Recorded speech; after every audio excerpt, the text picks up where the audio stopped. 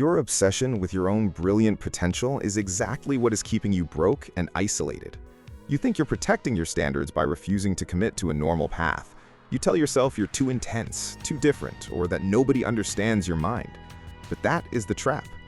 Being in love with who you could be allows you to avoid the harsh, messy reality of who you actually are right now. Your potential is not your superpower, it is your hiding place.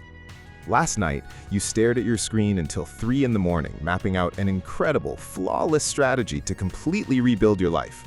You felt that rush of hyperfocus, that clean, addictive feeling that this time, everything was going to change. But today, you woke up and did the exact same comfortable routine that keeps your bank account at zero and your life on standby. You are trapped in a beautifully designed prison of tomorrow. And look, you're not lazy. Your brain is just using avoidance as a clinical bunker to keep you safe from the fear of failing. Let's share something real. A recent behavioral study published in early 2026 tracked how hypervigilant minds process long-term execution. The data showed that your brain would literally rather freeze and simulate a perfect fantasy where you never fail than take one small, imperfect action in the real world. One user on Reddit put it perfectly in a confessional thread last month. They said they were so terrified of discovering they were actually ordinary that they chose to stay frozen for 5 years. It makes sense, right? If you never truly try, you can never truly fail. But your safe house is secretly burning down, and the psychological trigger that set up this trap dates back to a dynamic you've been calling love your entire life. The root cause. In psychology, there is a concept called the devouring mother. Now, please do not take this literally. We are not talking about your actual mother being malicious, bad, or plotting against your success. What we are breaking down here is a toxic mental pattern where protection becomes so thick, so heavy, that it completely smothers your ability to handle the real world. One guy in a Reddit thread last week left a confession that perfectly captures this shocking reality. He wrote that his childhood home operated like an emotional anesthesia, making comfort so safe and so incredibly predictable that actual life started to look like an unnecessary threat. And honestly, here is what I have seen after talking to so many people in our community. This is the exact place where the modern man-child is born. You grow up completely under the radar, praised by your family and your teachers for being a gifted kid, a rare intelligence who is destined for big, monumental things. You get used to the applause inside the house. But because your close environment wrapped you in cotton wool, you never learned how to fail. You never built the mental calluses needed to handle a loss, a rejection, or a door slammed in your face. What happens then?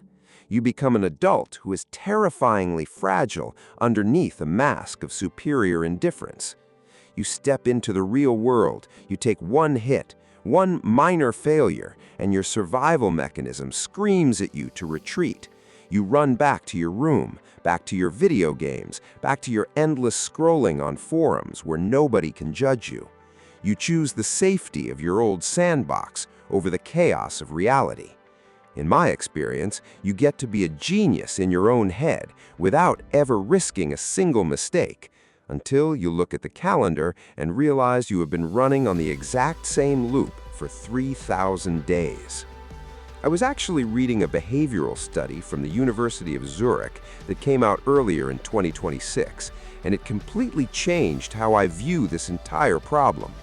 The data showed that over 70% of chronic avoidants do not actually lack ambition or drive. They are just stuck in a heavy defense framework that frames traditional adulthood as a trap. They stay frozen because they are terrified of discovering that their real-world skills do not match their grand theoretical potential. They would rather protect the illusion of their perfection than face the reality of their current execution. Let me ask you a direct question, and I want you to be totally honest with yourself right now. Are you avoiding responsibilities because you genuinely hate the system, or are you just terrified of finding out you cannot handle the weight of your own life? Think about it. It's an incredibly bitter pill to swallow, but your safe house is secretly burning down. Your hobbies are no longer just a way to relax after a long day. They have become the thick walls of a clinical bunker. And there is a specific biological reason why your body enters freeze mode every single time you try to open that door and step outside. The CPTSD mechanism. Most people in our communities say they feel like they betrayed their own life, but the truth is, your brain was just trying to survive. You were not lazy, and you were not fundamentally broken. What you are actually experiencing is a highly sophisticated trauma response that psychology calls complex post-traumatic stress disorder, or simply freeze mode. When you were a kid, everyone told you that you had a rare form of intelligence. You were the gifted child who could understand things way faster than the rest of the room, and honestly, you fell in love with that identity. You became addicted to the idea of your own flawless, perfect future. But here is the dark side of that curse. Because you were labeled as gifted, failure became an existential threat to your ego. So your subconscious mind came up with a brilliant survival strategy: avoidance. What I have seen after reading hundreds of confessions in online communities is that you start using your high intelligence to rationalize your paralysis. You tell yourself that you are not starting that business or finishing that project because the market is rigged or because the adult world is too hollow for your intense soul. But let us look at the details. Look at how you actually spend your weekends. You're microdosing cheap dopamine through video games, endless fantasy world building, or collecting relics from your childhood. I was actually looking at an extensive neurological report published in early 2026 that investigated how early childhood praise alters adult execution under high stress. The data from that study proved that individuals who were heavily praised for their intelligence rather than their effort develop an automatic biological freeze state when faced with real-world competition. Their nervous system literally interprets a normal corporate mistake as a life-death crisis. So, you stay in your bunker. You tell yourself you're just waiting for the perfect moment, the perfect strategy, or the perfect partner. But that day never arrives. You're hiding inside your own potential, because as long as you don't enter the game, nobody can prove you are not the genius you think you are. You're sacrificing your actual life just to protect a phantom crown. Let me ask you a direct question, and I want you to sit with it for a second. How much longer are you going to let your childhood praise be the heavy anchor that drags down your entire adult future? It's a comfortable prison, I get it. But the walls are closing in. Your hobbies are no longer just a healthy way to disconnect after work. They've become the literal bars of a clinical fortress. And there's a massive difference between being young at heart and being an absolute slave to your own avoidant defense mechanisms. Your safe house is fully burning down. Your hobbies aren't just hobbies anymore. They're the walls of a clinical bunker. And there's a specific biological reason why your body enters freeze mode every single time you try to open that door. The confrontation. Let us be brutally honest for a second. Rejecting society's script feels like an alpha move, but sometimes it is just standard avoidance. You tell yourself that you are opting out of the system because the traditional lifestyle is hollow, fake, or consumerist. You look down on people working ordinary corporate jobs, buying houses, and paying mortgages.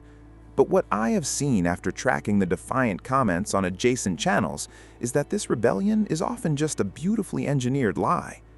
One viewer recently posted a sharp defense, stating that as long as they pay their bills, their juvenile hobbies are nobody's business. And yes, that is true on the surface, but when you look closer, that pride is usually just a defensive shield. In my experience, true autonomy is not about hiding in your room collecting plastic figures while the world passes you by. That is not freedom, it is an illusion. You're using your cynicism as a drug to numb the pain of your own stagnation. You pretend you don't want to play the game, but the reality is you're just terrified of losing. A cultural media consumption study published in June of 2026 revealed a massive shift in how young men use subcultures. The data clearly showed that over 65% of individuals who identify with the anti-work or doomer movements are actually using those labels to mask severe failure anxiety. They're not choosing an alternative path, they're just avoiding any path where they might be tested and judged. Let me look you in the eyes through this video and ask you something directly.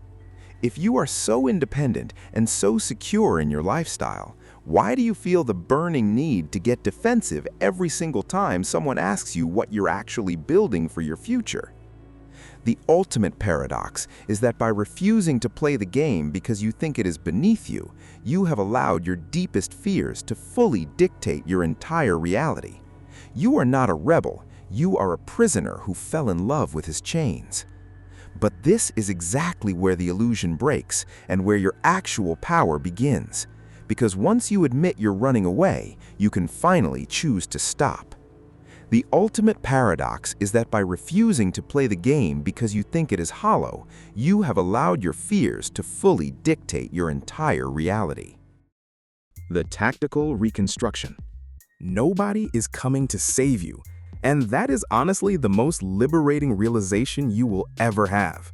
You spent years waiting for a magical shift, a perfect economic turn, or a wave of inspiration to clear your path. But let us be completely real here. The world does not care about your theoretical potential if you keep it hidden in your bedroom. One user in our community left a brutal comment that I think about every single day. He said that realizing nobody was coming to fix his life felt like a punch in the gut, but it was also the first day he felt truly free. In my experience, your actual power does not come from pretending you are too special to play the game. It comes from accepting the raw, messy reality of your current situation and taking complete control of it. You need to start building real-world calluses. I was recently reading an execution strategy paper published in early 2026 by the Behavioral Psychology Institute. The researchers analyzed how chronic avoidance break out of their paralysis. The data proved that the only way to melt a biological freeze state is through micro-commitments, low-stakes, real-world tasks where failure has zero permanent consequences. Your brain needs to see that making an imperfect action in reality is infinitely safer than staying frozen in a fantasy. Let me ask you a direct question, and I want you to answer me honestly. What is one small, messy step you can take today that will force you to stop hiding behind your potential? Because what happens is that by choosing the hard path of responsibility, you take away everyone else's power to manipulate you. You stop being a fragile spectator. You step out of the provisional life and you finally start executing. You change from a talented boy on standby into an independent, powerful operator who owns his time and his decisions. But let us be completely honest with ourselves here. Transitioning from standby into operating is not something that happens just by listening to a video and nodding your head. It requires you to actively break the cycle right now in this exact moment. If you close this tab and go back to your comfortable routine, you are choosing to stay in that clinical bunker. You are choosing to let your potential rot. This is why I want to turn our comment section into a real-world sandbox today. I don't want you to write a beautifully polished 5-page essay about your life story or your childhood trauma. Frankly, that is just another form of mental simulation, another trick your brain plays to make you feel productive without taking any actual risk. I want you to go down to the comments right now and write down exactly one messy, low-stakes micro-commitment you are going to execute in the next 24 hours. Name one task where failure has zero permanent consequences. It could be as simple as sending that one cold email, cleaning your desk, or finally opening that document you've been avoiding for 6 months. Just name the step and hit post. I'll be down there reading your entries and replying to as many of you as I can. It is time we all stop hiding behind what we could be and start owning who we actually are right now. The provisional life is a comfortable coffin, but it is still a coffin. Step out of your safe house, make your play in the comments, and let's build something real today.